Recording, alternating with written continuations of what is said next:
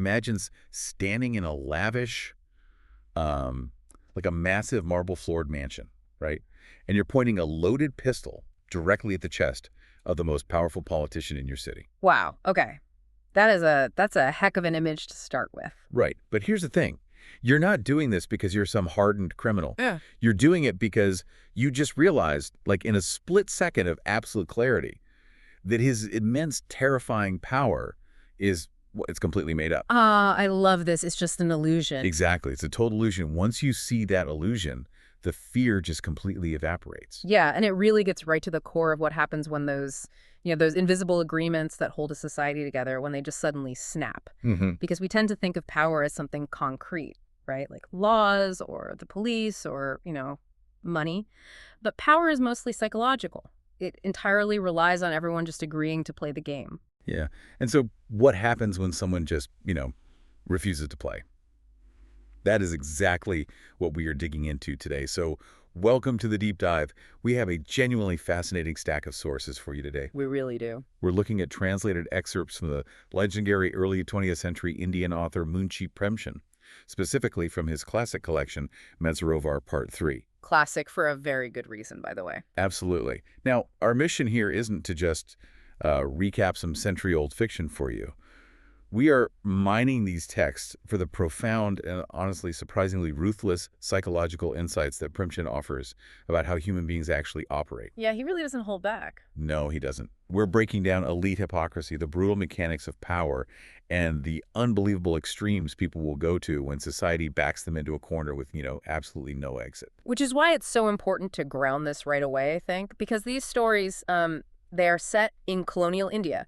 So a world of rigid caste structures, immense patriarchal control, British imperial rule. A literal pressure cooker. Exactly. But if you strip away the historical set dressing, the human behaviors Premchand dissects are uncomfortably relevant for you right now. I mean, he is mapping the anatomy of toxic relationships, the exact mechanisms of social isolation, cancel culture, all of it. Yeah, the reflection in this historical mirror is undeniably modern. And that brings us to our first major focus. Elite hypocrisy and the absolute paralyzing shock of sincerity. Ooh, yes. Vishwas. Right. We are stepping into a story titled Vishwas, which translates to trust. Let's set the scene a bit. Picture Bombay high society. We meet a woman named Miss Joshi. And she is a force of nature. Oh, entirely. She's glamorous, incredibly wealthy, and she effectively runs the city. She has the regional governor, Mr. Johari, completely wrapped around her finger. Like, he's supposed to be the law, but she is the one pulling the string. Yeah, she basically holds the keys to the kingdom. Miss Joshi controls the most lucrative government contracts. We're talking liquor, opium, massive construction projects. All the big money. All of it. If you want to do business or if you want wealth or status in this province, you don't go to the governor. You go through her. Right. She exists at the very peak of a purely transactional ecosystem. Everyone she meets wants something from her, and, she knows it. Yeah, but outside the walls of her beautiful mansion, reality is biting hard. The government has just imposed this crushing grain tax, and the poorest citizens are literally starving to pay it. Which is just a recipe for disaster. Exactly. And this sparks a massive public protest led by an activist named Mr. Apte. Now, Apte is a fascinating figure. He's frail, he looks entirely unassuming, and he's dressed in rough homespun clothes. But the crowds absolutely revere him. And we have to pause on those homespun clothes for a second because that's not just like a wardrobe choice. No. No, it is a vital psychological and political weapon. In this era, wearing homespun cotton khadi was a direct symbol of anti-colonial rebellion. It meant you were totally rejecting the British industrial economy. So it's making a statement before he even opens his mouth. Precisely. It communicated self-reliance, purity, and a complete rejection of the elite's imported luxury.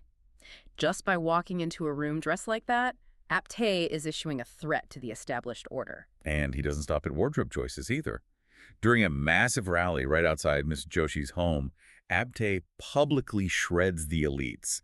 He literally points up at the balconies where Joshi and Governor Johari are lounging. That takes some nerve. It really does. Yeah. He highlights the sickening irony for the crowd, Yeah. Pointing out that the poor are dying in the streets to pay this tax, while their leaders are up there drinking imported Spanish wines and gorging on delicacies.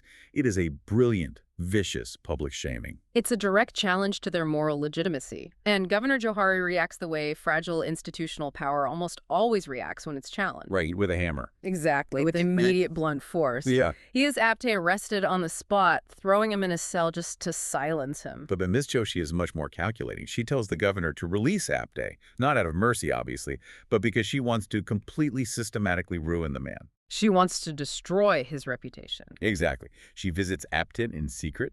She takes off all her expensive jewelry, dresses in plain clothes, and goes to his impoverished room. So, okay, let's unpack this for a second. Let's look at the psychology of what she's attempting here. Yeah, this is where it gets really good. She is effectively going in undercover, looking for a hypocritical gotcha moment. She's acting like a modern-day journalist with a hidden wire. She wants to unmask this saint as a fraud. Right. And what's fascinating here is Miss Joshi operates under the ironclad assumption that everyone has a price.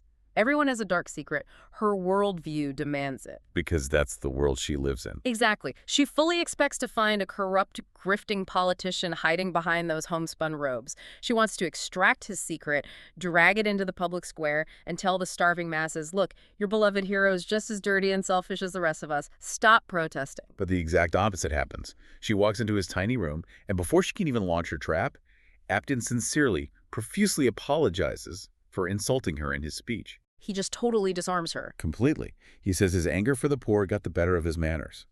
And then, completely unprompted, he volunteers his darkest secrets to her. It's wild. He says he's an orphan, he used to be a petty thief, and his real name isn't even Apt. He is Damodar Modi, an escaped convict from the Nasik jail. He practically hands her the loaded weapon to destroy his entire life. She just freezes. Right. And I'm struggling to understand Miss Joshi's reaction here.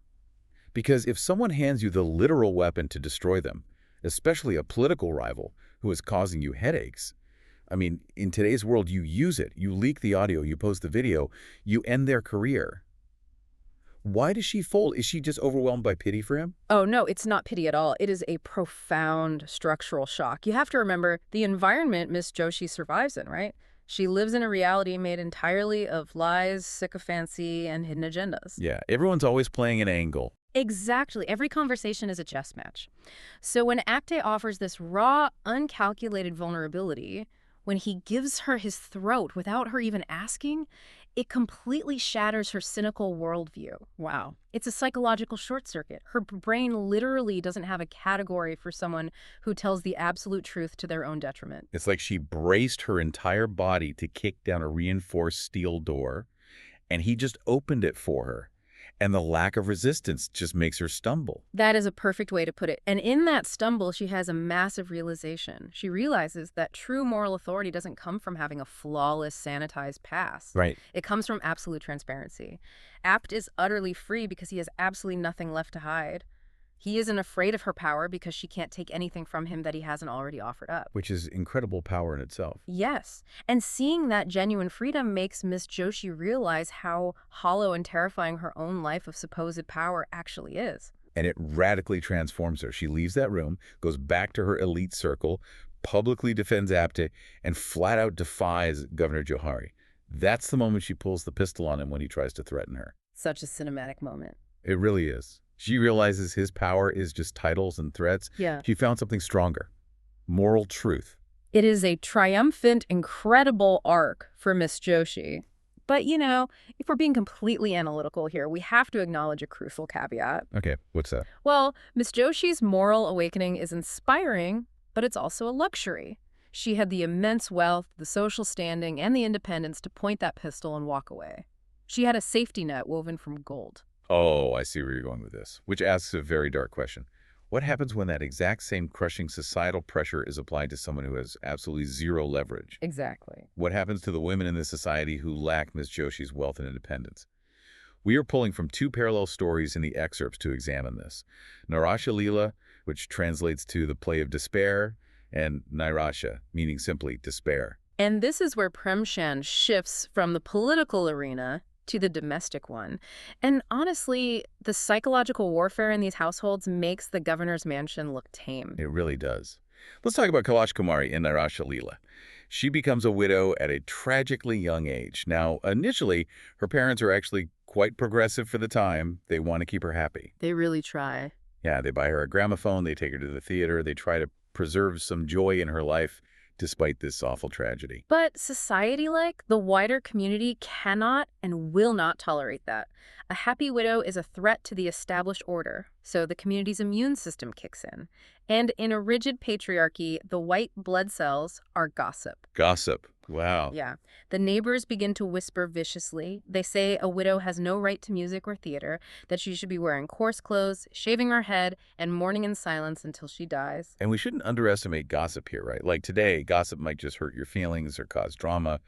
But back then, what did it actually mean for this family? Oh, it meant total social and economic annihilation. Really? Yeah. If the gossip gets bad enough, the community will boycott the family.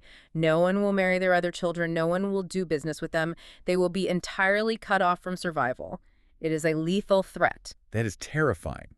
So the parents, terrified of this social ruin, caves to the pressure. They lock away the gramophone, they stop the theater trips, and they force Kailash Kumari into a life of bleak mourning. They just shut her down. Yeah, they lock the lid on the pressure cooker and turn the heat all the way up.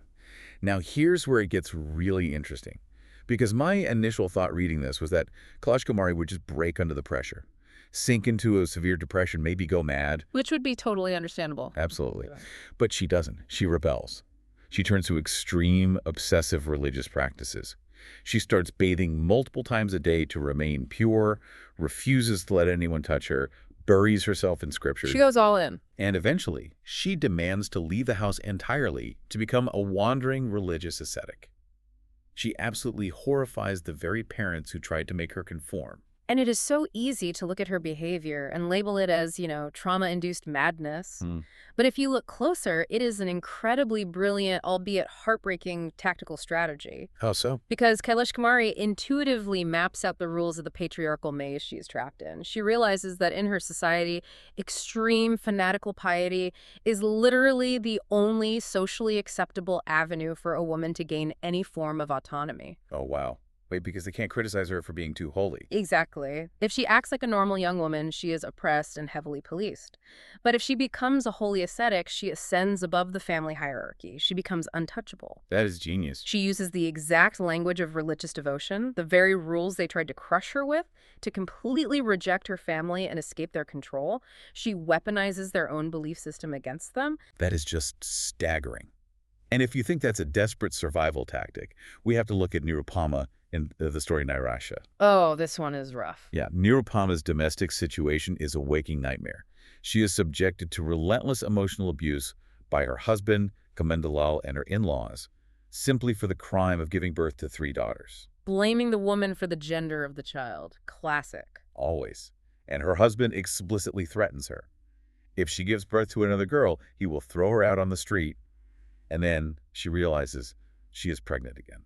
And the stakes here aren't just social standing. It is literal physical survival for her and her 3 young daughters. If she is cast out, they face destitution. They could die. Right. So what does she do? She embarks on a 10-month-long, staggeringly complex psychological deception. It's unbelievable. She manipulates fake astrological predictions and completely convinces her husband and his family that she is absolutely undeniably carrying a boy this time. And she leans into the performance hard. So hard. She suddenly demands highly specific, expensive foods. She demands new gold jewelry. She insists on constant bed rest. For 10 months, she lives like absolute royalty in a house that previously treated her like garbage. While knowing the truth the entire time. Yes, she knows the truth.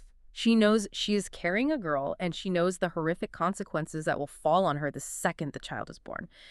But she executes this massive lie anyway, just to survive her pregnancy in peace. It is a devastating story. And again, we have to ask, is this a hysterical pregnancy? Is it a trauma response where she genuinely believes her own lie to protect her psyche? That's what I thought at first. Right. But Premchand suggests no. It is cold, hard economic logic. Nirupama recognizes exactly what she is to this family. She's not a wife. She is livestock. She is a vessel whose sole purpose is to produce a male heir. A commodity producer. Precisely. They only value the illusion of a son. So recognizing that she is trapped in a commodity market, she sells them the illusion they are demanding. She trades the fake promise of a boy for the basic human care, nutrition, and dignity she actually needs to survive the pregnancy. Both Kalashmari and Nirupama are playing a heavily rigged game, and they are brilliantly weaponizing the only pitiful tools society has left them. Which brings us to a really natural, if heavy, question. We've seen how people contort themselves to survive when they are crushed. But what happens when they decide they don't just want to survive anymore? When they fight back. Yeah. What happens when a crushed individual actively decides to strike back and seek total vengeance against their oppressor? This takes us to our final two stories. Mata Kahraide, A Mother's Heart and Dand, which means punishment. This is where Premchand takes our standard expectations about justice and revenge and completely upends them. He sets up these classic Hollywood-style revenge plots and then forces us to deal with the messy reality of human biology and sociology. Let's start with Madhavi in Mata Kahraide. Madhavi is a desperately poor widow, and her activist son is her entire world.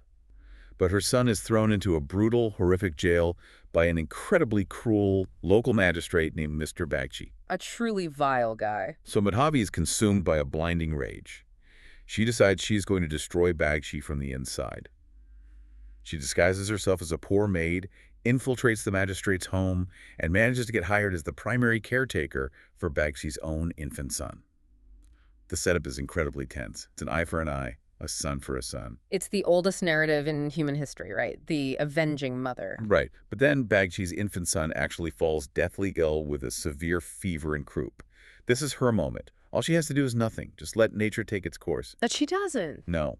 What does Madhavi do? She completely abandons her revenge. She stays away night after night, holding the sick baby, nursing him, praying desperately for him to live. She pours every ounce of her soul into saving the child of the man who ruined her life. It's heartbreaking. It really is.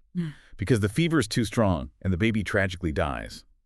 The story ends not with a triumphant avenger, but with Madhavi weeping uncontrollably over the corpse of her enemy's child.